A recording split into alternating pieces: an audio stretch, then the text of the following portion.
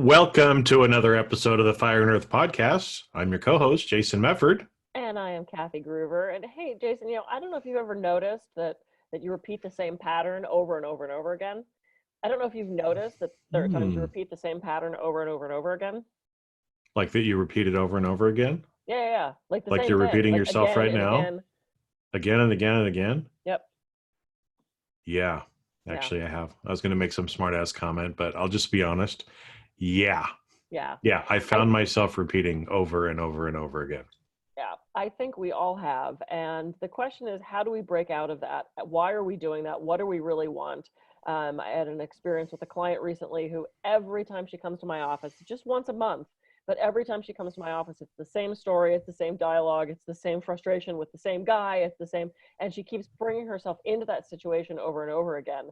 And I finally asked her, what are you getting out of this? Like, what do you need? What do you want from repeating this pattern over and over again? And I didn't think she was a very deep thinker, so I didn't expect an answer. And as she was walking out the door, she said, I just want attention. Mm-hmm. She said, and even me getting negative attention from this guy is attention, and that's what I get from this. I was like, wow. So starting to have a breakthrough. But she's still there. And she's still there. So she clearly doesn't want to break out of that pattern, and I can't make her, and I can just encourage and I can guide and I can do, but it's up to her to break that pattern. So I think we've all had experiences where we're stuck in these things and we keep repeating over and over again. We might not even be noticing that we're doing it, but it's happening. Well, and I think it's interesting because it brings up some of the stuff that we talked about before and that we're going to keep talking about, right? Repeating it again. It again and again, because that's how we learn, is through repetition, for one thing. Right. But, I think it's interesting, kind of to your question to begin with, why do we repeat things over and over again? Because we've created habits. And when you create habits, then you get in the habit of doing the same things over and over again. Yeah. And there's good habits. Right. I mean, the way you put on your shoes and tie your shoes, my goodness, if we had to think very hard about that every day, that would be pretty crazy. So we've established a habit of how we tie our shoes. Nothing wrong with that habit. But, sometimes those habits can be things that are hurting us. Yeah. Right. Like you said with this lady. So why do we do things over and over again? Because we've created a habit. Yeah, and it's fulfilling some sort of need. The way we put on our shoes, the way we put on our shirt, it's hilarious. A friend of mine sent me a funny meme of some celebrity pulling his shirt off and then doing some freaky dance. It had to do with what we were talking about. And then my friend adds, and who are these freaks that have to cross their arms to take their shirt off? And I went, how do you take your shirt off? Because that's what I do. I cross my arms. And now I'm sitting here going, which way do I do? Well, I do it both ways. Sometimes I'll grab the neck and pull it over. And sometimes why would you do that? Yeah, because it keeps it inside out. It keeps it the right side out. Right. But if you do the other way, you're inside out, right? But also, can you just grab the sides and pull? No, it doesn't go anywhere. So you have to cross your arms. So we had an entire conversation because I'm thinking, how else would you? They did a study about which way people face in the shower. Do you face with the water on the back of you, or do you put your face in it? And they said, I know you think the other half are freaks, but it's about like 50-50 of people where they put their face in the shower. We have these things that we think are perfectly normal for us, perfectly acceptable for us. And then you realize somebody else does it differently. And you're like, wait, what? How would you do that? It's a habit. Those are not hurting us. Whether you put your face to or from the water, however you take your shirt off, is not hurting you. Those habits of those repetitive thought patterns that are keeping us stuck, those repetitive thought patterns that are keeping us in relationships that are not good for us, that are dangerous for us. She's getting verbally abused and she's not going anywhere because she likes the attention from this guy. She's getting something from him that is keeping her stuck there, or the ego state that wants to leave is not executive at the right time. That's the other thing. So there's all this mix of things. And I went through that, with my divorce. It was the ego state that really wanted to go, was executive when I wasn't around him. And then when I finally got back around him, then that loving, caring, the one that wanted to stay became executive again. So there's that inner conflict. And I think we often have that inner conflict. So it's those habits and why we do that same thing over and over again. I think there's multiple explanations for it. Well, and because one of the reasons is, we'll just keep taking that example a little bit, right? I mean, so why is she repeating it? Because she's establish a habit. Why did she establish a habit? Because there's some need that habit is filling. Yep. Now she recognized, like you said, as she walked out the door, well, I need attention.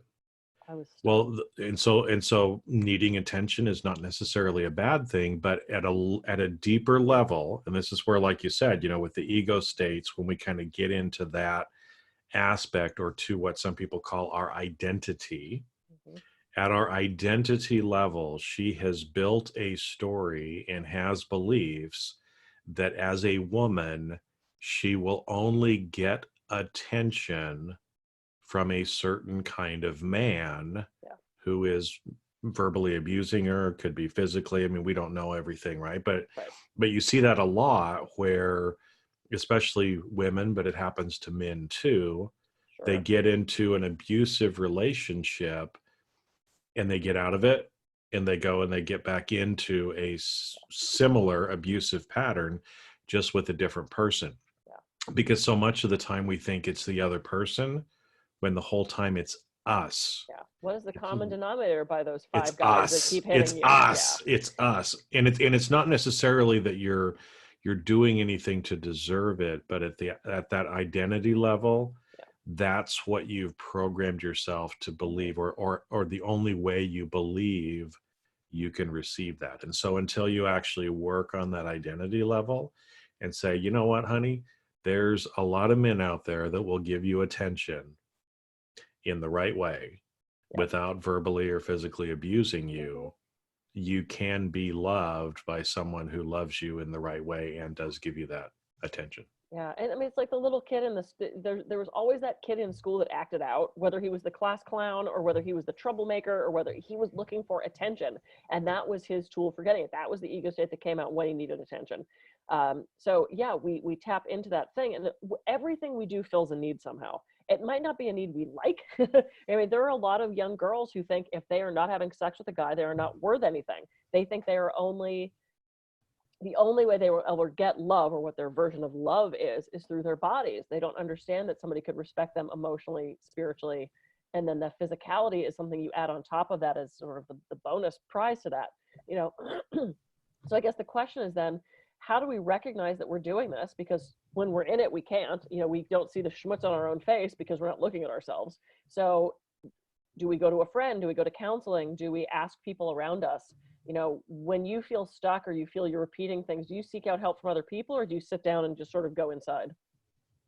Well, I think it's for me personally, I probably try to go inside first, because that's my personality. But here's the reality is, I haven't made much progress that way. You make a lot more progress by at least getting a perspective from someone on the outside.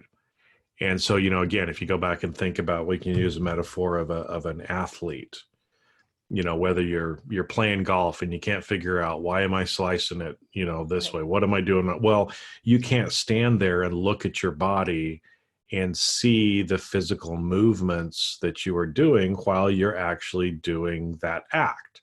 Yeah. And so that's why you have a coach or a teacher or somebody who's standing there looking at you and saying, oh, you're moving your hip too quick, or you're not, standing square.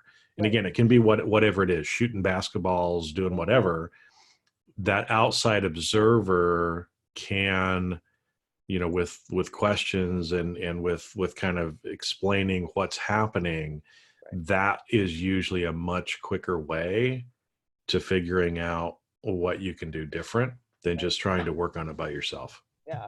And that's such a great point, because sometimes we don't know what our bodies are doing. This is why I love dance, because you look at the choreographer, you look in the mirror, you can see if you're doing it right. There's that immediate feedback loop of, that doesn't look the same as what he just did.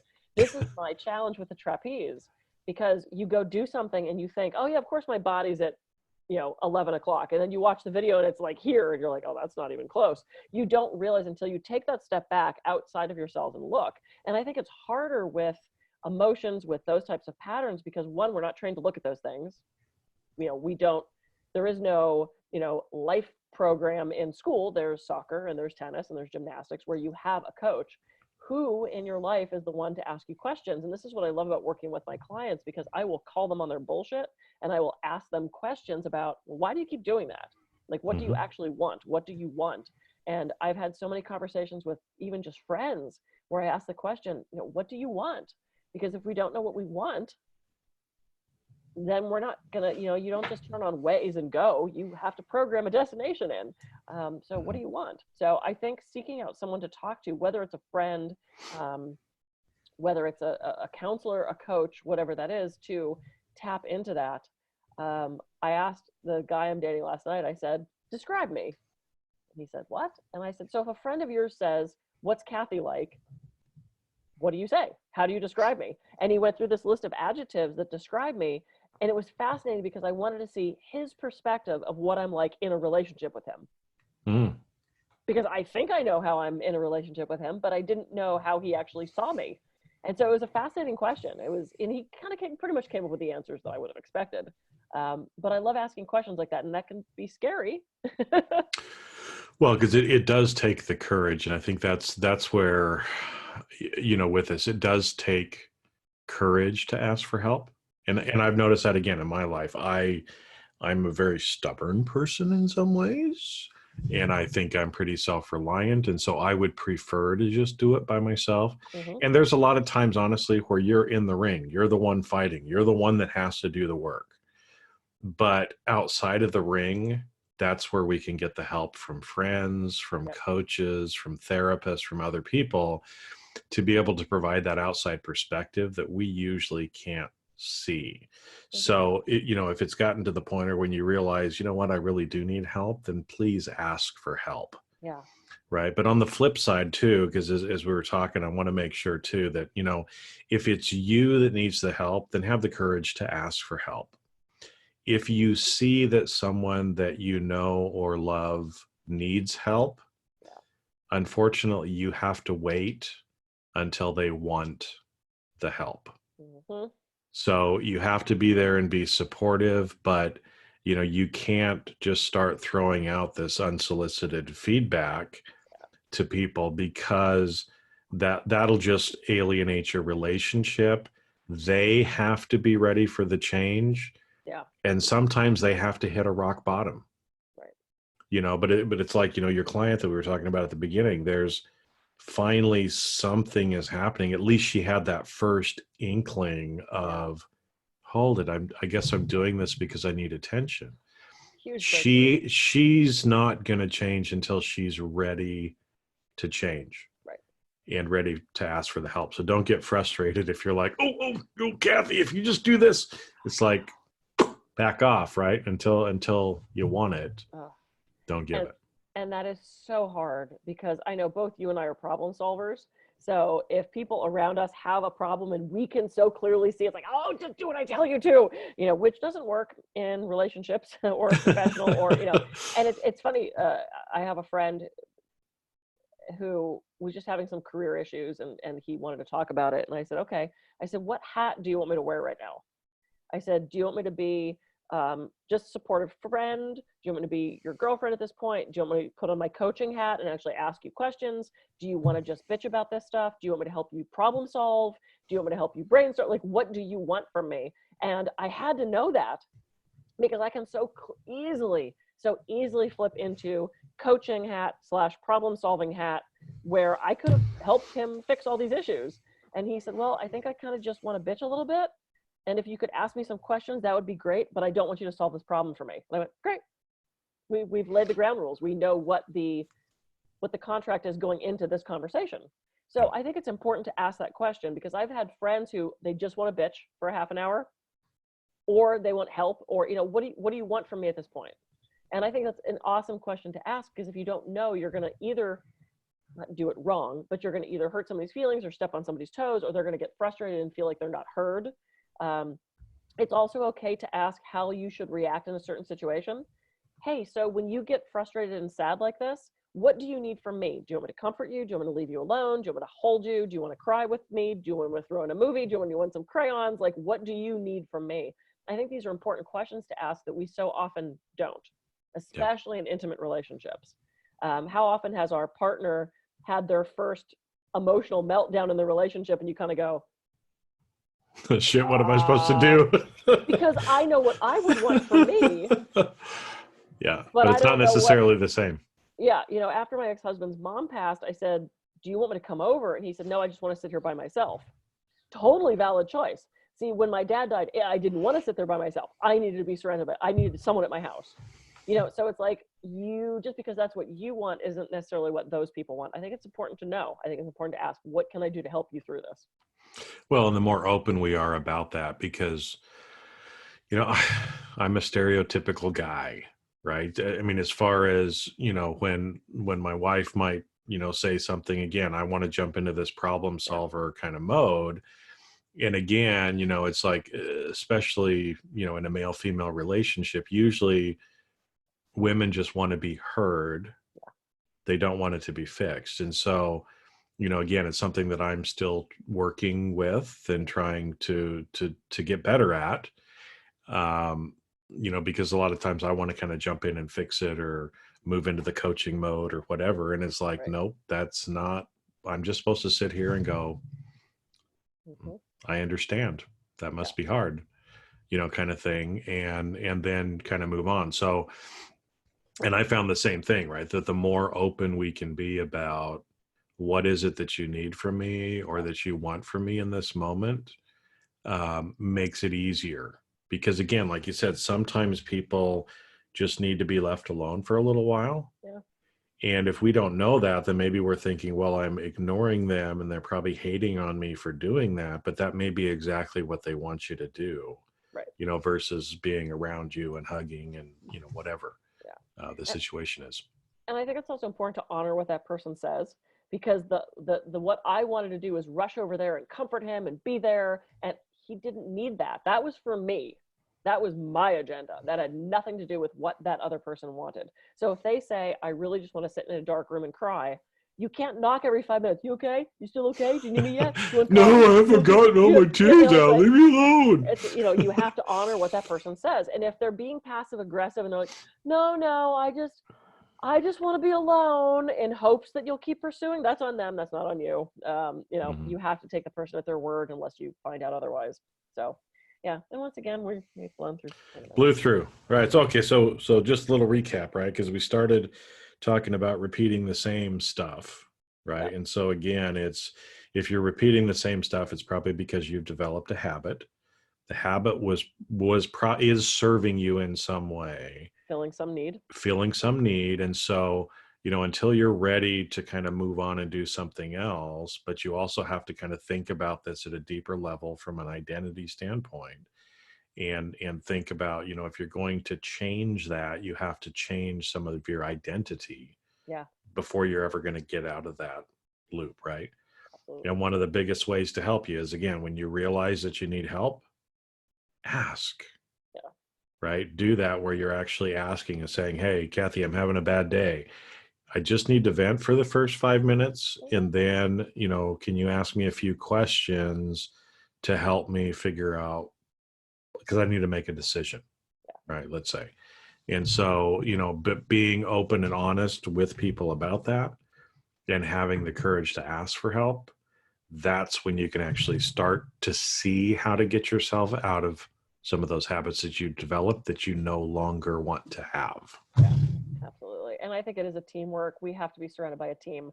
No man is an island, which as a kid, I never understood what that meant. But now as an adult, I get it. It's like we can't solve every problem ourselves as much as we think we can. This is why we have counselors and coaches and clergy and friends and spouses and partners. And people want to help us. People want to help us. So ask for help if you need it. Yeah. Cool. Oh, this was good. Lovely. Excellent. All right. Well, I'm Kathy Gruver. I can be reached at kathygruver.com. And I'm Jason Mefford. I can be reached at jasonmefford.com.